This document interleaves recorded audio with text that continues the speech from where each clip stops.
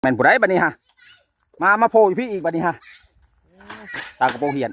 นี่แหละพี่น้องเอ้ยสบายโผล่ฮอดบ้านป้าออดมื้อนี้คือว่าวในนั้นอ่ะนะสบายมากินมะขามนี่ไว้กินบ่มะขามนี่นี่แหละพี่น้องเอ้ยรถกำลังมาทางน้ำบาดาลให้ทางป้าออดมื้อนี้แต่ตอนนี้ยังรอน้ำอยู่พี่น้องเนาะยังรอน้ำอยู่แต่ว่าน้ำยังบ่มีน้ำใกล้เพิ่นบ่ให้เอาบ่ยังฝนอยู่ช่วงที่ได้อยู่นะว่า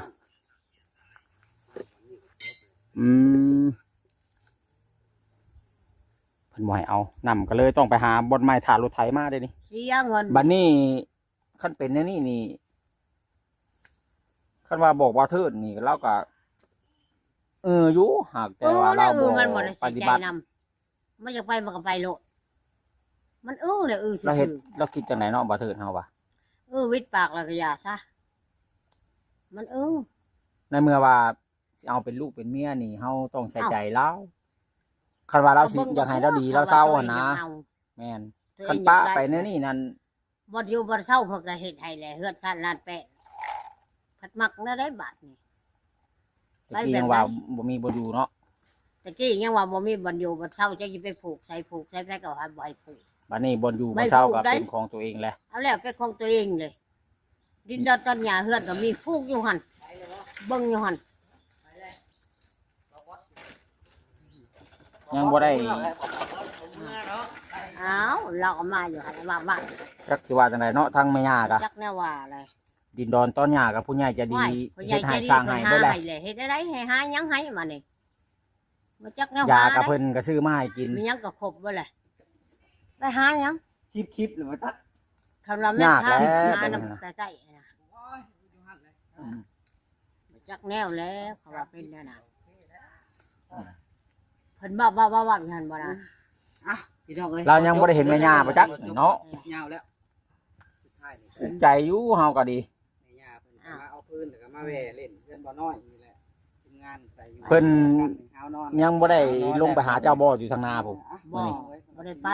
ขามาก็บ่ได้มาทางนี่แหละในแคมป์ทางนี่แหละขามานี่เพิ่นก็บ่ได้มาทางนั้นบ่เห็นโอ้จักสิเมื่อทางใดจังหวะค่อยอยู่ในบ้านว่าแล้วได้ยินเพิ่นนี่แหละน้ำหลังนี่เนาะน้ำหลังแล้วเนาะว่าเขาในบ้านชิบหรือเบาๆเอาแล้วเขาว่ามาอีแล้วบ่ค่อยว่าเป็นแนวนี้เดี๋ยวก็อุกใจคือกันเฮาก็ดีบ่จักแนวเว้าแหละหาเงินก็เสียเงินได้ซื้อยาทางผู้ใหญ่เพิ่นก็ซื้อมาบ่กินคือเก่าได้แล้วมาพี่ทิ่มยาได้ให้เรามาพี่เบิ่งแน่พี่นะป้าคุณน่ะมาหาแม่ย่าอีกแล้วนั่นนี่แม่ย่ายิ้มไปเป้ยของไผจัดเลยบ่แล้วค่อ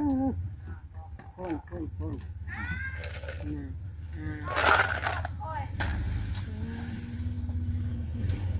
เป็นยังมืออยู่เนาะโอ้ยยังว่าสบายอยู่แหละอ๋อสบายคิดฮอดย่าบ่บัดนี้หาจึงมานี่ฮะ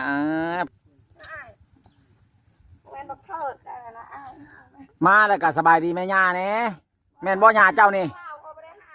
บ่ให้ก็มาปากน้ำแม่ย่านี่กูอันนี้ของกูคนนั่นน่ะนี่ฮะบ่ฮอดบ่ปากน้ำแม่ย่าบ่ทักทายแม่ย่าเลยบ่เนี่ยบ่จักไผดอกนึกว่าเป็นจังไดอันบ่บดสบายดีบ่บดเป็นจังไดอันสบายนะคือว่าเบิ่งน้ำกันนี่แหละเจ้าก็ได้คือว่าเมื่อแล้วกินนี่นะไผว่าอ้าวพี่น้องน้องแม่ย่าสงสัยญาติเราคิดฮอดแม่ย่าบัดให้เข้ามาทักทายบัดบ่เข้ามาเป็นได้แม่ย่าเฮ็ดมานั่งเว้านำแม่ย่าแน่เราจะฮู้จักลูกชายเราไปทางใดไปใช้บักเถิดนั่นเราไปหากินหยังไปอยู่เอาเพียงนำบักเปลี่ยนนะใครมุ้ยเสื่องไว้กับอีลาน้อยแม่นบ่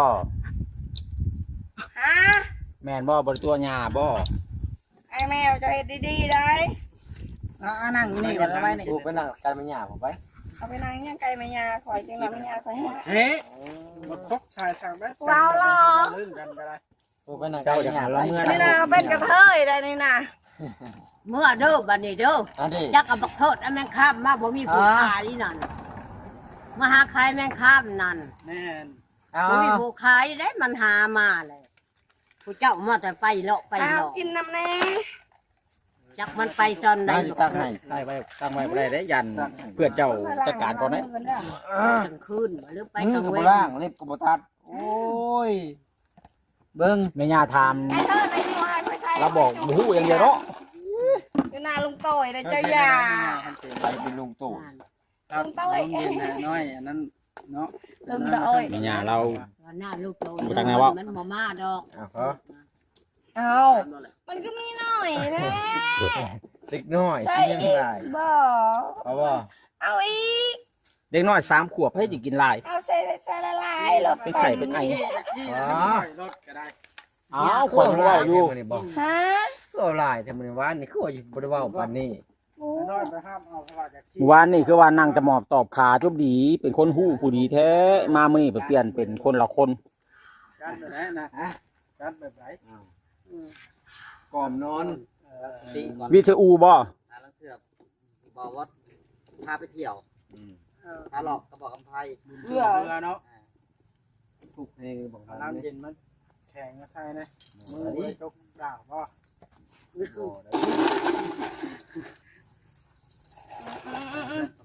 เอา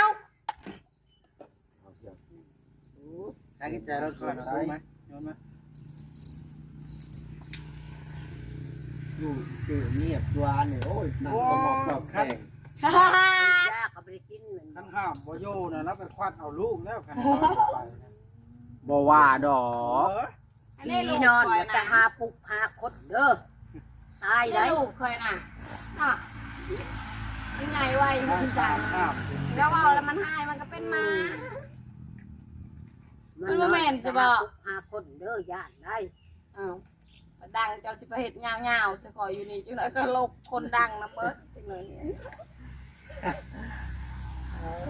สบายเอ้ย เอาสิไปอาบน้ำก่อนอยู่ห้องน้ำ ไปนะแม่ไปเปลี่ยนชุดใหม่เลย ไปอาบน้ำบ่ได้อาบน้ำมาหลายมื้อ ข แล้ว องไปหาบักเถิดเพียกเพราะว่ากุ้ยเอาเครื่องเขาตายเลย เอาเด้อเสือเจ้าในกตารถนะเขาบ่ได้เอาคืนได้คอยเอาให้ละเอาให้แล้วคอยบ่รับคืนเสือแขนยาวนะในกตารถ จะเต้นเห็นยังเลย ไปส่งคอยบ่ได้แล้วเนาะเบา โอ้เจ้าอยู่ผู้มองเสียงตู้อยู่ละมักเขืออีเถือแล้วนางฟ้าก็อยู่หันเลยเห็นปะน้องเถือแล้วเป็นนางฟ้าจนนะครับน้องนางฟ้าอะไรสิป๊บจนเลย ใส่ดินะฟอนแท้น่ะมาทายเฮ็ด ลูกดีแล้วน้อยเบิ่งเบาได้แล้ว เรามีแห้งเรากินน้ำเย็น ตังก็ไม่ได้กินเนาะไปหลอกไปหลอก เรื่องอะไรแล้วมาได้ใช้จ้ะนะซื้อเครื่องมาต่ำบ่ แต่ฮะ อิ่มกินหลายถ้ากินยังกินหลายน้ำกินน้ำหู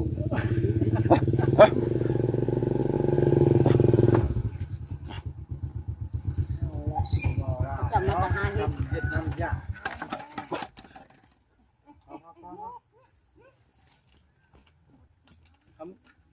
คำประตูมันเห็นคนแค่หนูเห่าเลยบ่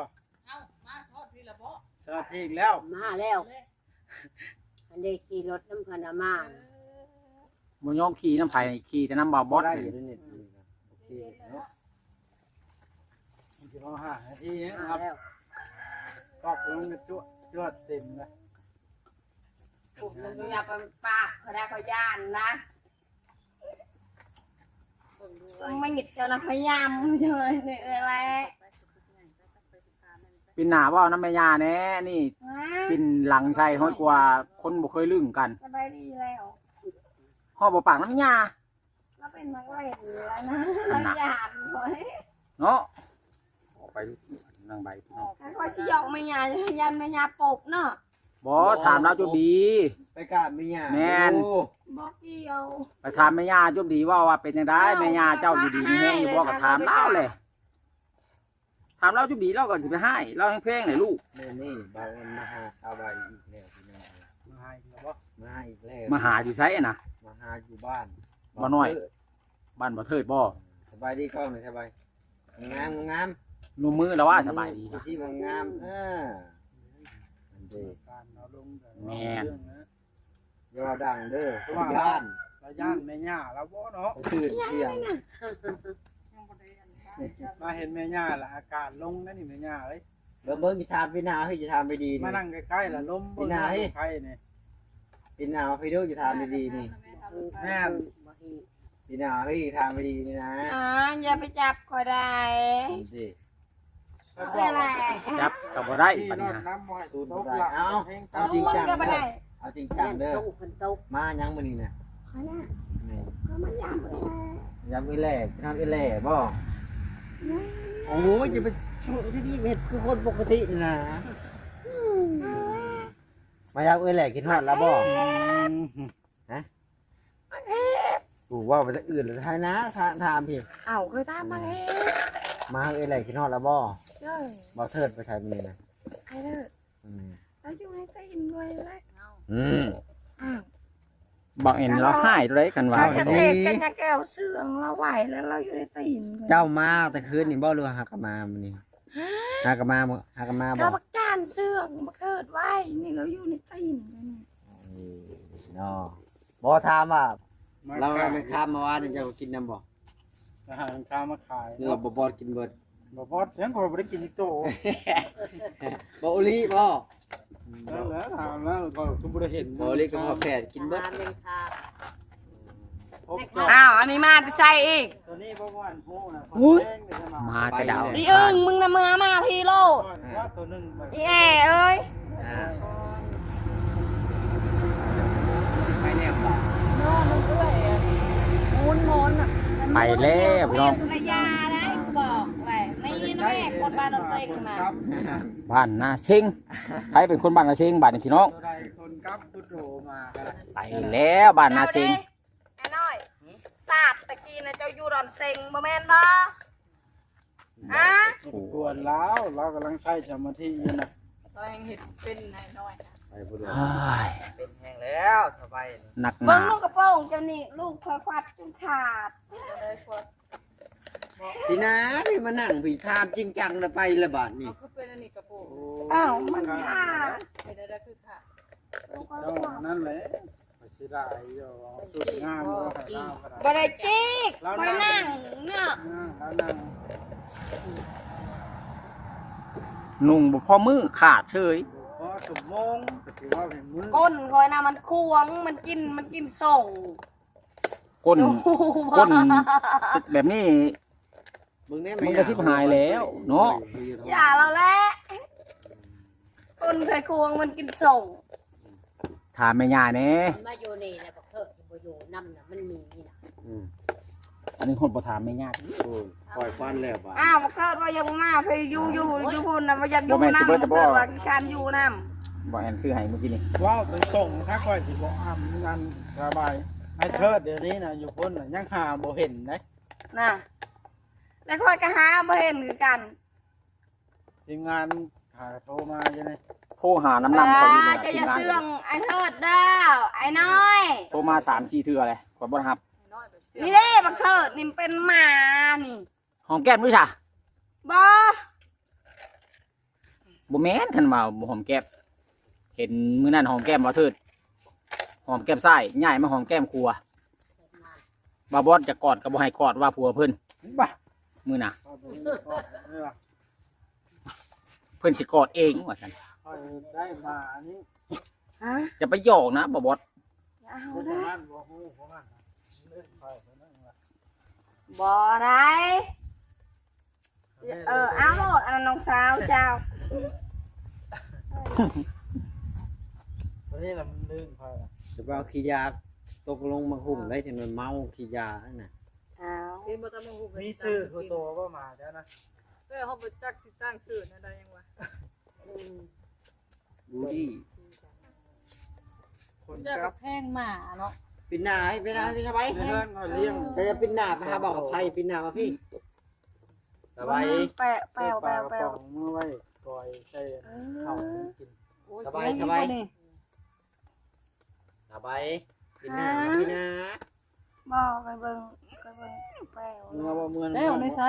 ในแขนตะกี้ตอนยังน้อยก็แหละนะเป็นคนโซ่เนี่ยอัน มีแต่ตายคืนเนาะตะกี้หาเฮาน่ะ3เทื่อผู้เขาตายน่ะในแข่งในคามีแต่คนสมสโลมเลยเอื้อย เดี๋ยวเฮาค่ายได้เวลาค่ามาได้ อยากเธอกับไปมื้ออื่นนะมันไปใส่สโลมพุ่น ว่า ของหมอพุ่น สบายเจ้าเจ้าพักผ่อน นั่งดังยังน้อยๆเลยนะเบิ่งคอมเมนต์ จะว่ากับไผแล้วเขาบ่ได้เว้านํเจ้าก็เว้ากับเอื่อยนี่ แล้วพักผ่อนก็ ให้เราเว้าผู้เดียวแล้วเนาะ แล้วก็เดียวว่าลายเดียวเจ้าเสียนะ เราหายบ่ เราอารมณ์ดีแล้วบ่ถามเจ้าที่เราแบบนั้นแหละ ก็สิอยู่ไปปากๆเว้าๆสิเจ้าก็เว้าว่าค่อยขี้คุยอีกอะไรกับพี่อุ้ย บ่มีใครว่าหรอกเน่น่ะแม่ย่าน่ะมาฮอดเฮือนแม่ย่าแล้วก็ล้มแล้วอยากเว้าหยังนำเพิ่น ใส่เฮือนไม่ยากค่อยผูกก็อยู่ผูก บ่ฮู้อีกสติมาแล้วจ้ะ คือบ่ปากแน่นำแม่ย่าก็ดี จักหู แม่ย่าก็บ่กล้าถามฮอดลูกไผ่บัดนี้ เว้าหูจักเบิด ลูกไผ่ก็บ่กล้าปากน้ำย่าเกรงใจย่า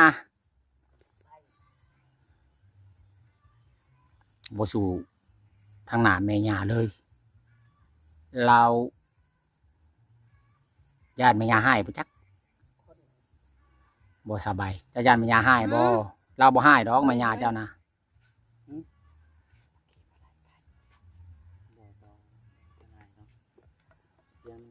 กระตากเน็ตไข่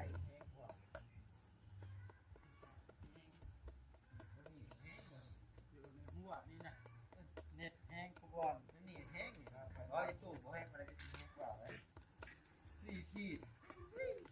เสียกใช่ป่ะของไผแล้วบ่ เราสิบอกเลขข่อยผู้เดียวมื้อแรงนี่ ไผบอก บ่แอนเราสิบอกเลขข่อย เจ้านั่นบอกยามใดมีแต่ข่อยถือแม่กินบ่ถือจักเทื่อ เขาอยากได้เงินเดี๋ยวนี้นะมา บอกเลขก่อนถึงจะให้ บอกยามใดเราบ่ถือมื้อนั้นบอกเลข เนาะ ป่าเพิงบ่สัตว์ บอก ป่าเพิง บอก มันก็บ่ออกแล้ว เลขรถเลยสิออก มันหลายขั้น มีบ่เลขรถ คันใดล่ะ คอยบ่ฮู้ แนวนั้นมันก็เบิด ฉันว้า เงินหลายแล้วไผสิซื้อเบิดกูคันเนาะ ตามมาคุงจอกหนึ่งเราตามเหนื่อยอะไร จะได้สิตามสิ ไว้บอกมาให้กวนตีนไปคาก่อนนะก็ถาม รถมันหลายคันอ้ายก็บ่มีเงินซื้อแล้ว ปิดกลับมาอยู่เหือนรถละวันลงวางว่ะ ลูกว่ามีเพื่อน ลูกไผ่แม่ย่าก็ได้แนวแม่ย่าอายบ้านเมืองแท้เว้าแบบ อ้าวอะไรเล่นเนาะเบนมาตำหุงในจอกหนึ่งก็ตำใส่จอกแล้วก็ตำใส่จานอีก แม่น แม่ย่าเว้าบ่แพ้ลูกไผ่เด้อคันว่าลูกไผ่แนวนี้เนาะ ก็สิว่าได้นั่นมันเป็นเพราะว่าตัวในคลิปเนาะ แม่นแม่นแม่น เจ้าไม่ได้เห็นมาตำหุงในจอกหนึ่งก็ให้มาเกิดเบิ่งแล้วมันยานอาซิบก็มาแต่บ้านทุกเลาะแล้วนั่น ก็สิลูกไปใช้นะ ฮะ เฮ้ยพี่น้อง เข้าเมื่อยแล้วกิน ก็ไปทั่วแล้วบัดนี้ อย่าสัมภาษณ์แล้ว จอกหนึ่งว่าซั่น ไปสิไปปิ้งเส้ ตายกินตำมังหุ่งแล้วบัดนี้ ยกมันบอกอะไรให้เล่าอัน ให้ทางสบายพักผ่อนนอนเอาแห้งพอได้มีแห้งย่างเมื่อพี่น้องไอ้บ้านนี้เนาะ สัมภาษณ์แล้วแบบ อืมโอเคพี่น้องคลิปนี้กะผมมีอย่างพี่น้องเลยทางสบายกับมาหาแม่ย่าเพิ่นอยู่ที่บ้านบ้านน้อยเช้าแหล่แหละพี่น้องเลยเนาะวันนี้เดินทางมาทางนี้ก็ได้พ่อก็เลยทำคลิป น้องนี่ ให้ แล้ว นะให้ FC เบิ้งพี่น้องเลยโอเคพี่น้องผิดพลาดประการใดก็ขอโทษขออภัยเด้อนำ FC หรือว่านำพ่อแม่พี่น้องที่มาเบิ่งมาชมอยู่ตอนนี้เนาะสำหรับคลิปนี้จะขอตัวโจ้ก่อนพี่น้องเลยจังใดก็ฝากพ่อแม่พี่น้องกดติดตามแล้วก็ให้กำลังใจคือเก่าคือเดิมอะไรพี่น้องเลยแล้วก็ขอให้ FC ที่เข้ามาเบิ่งมาชมตอนนี้จงมีแต่สุขภาพเข้มแข็งร่ำรวยเงินคำอย่าเจ็บอย่าจนเด้อสำหรับคลิปนี้ขอตัวไปก่อนสบายดีเด้อพี่น้องเลย